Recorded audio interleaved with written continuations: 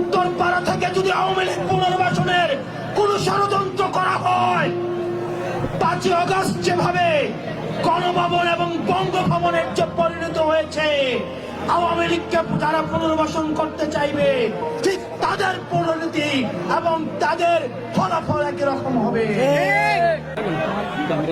আমরা এই আওয়ামী লীগকে এই কুমিল্লা থেকে উৎখাত করেছি।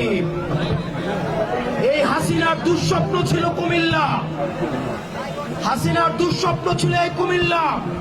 আমরা এই কুমিল্লাতে আমরা আওয়ামী লীগকে পরাস্ত করতে পেরেছি। প্রিয় সহযোদ্ধা, আপনাদেরকে সতর্ক করে দিয়ে যাই,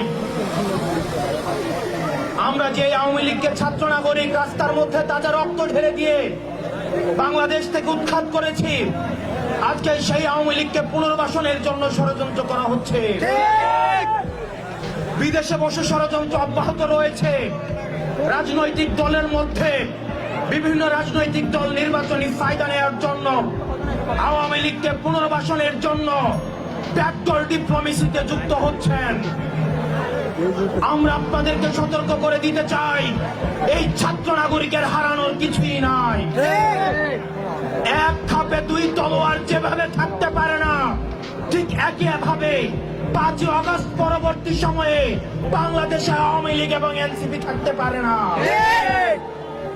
যদি কেউ আওয়ামী লীগকে পুনর্বাসন করতে চায়,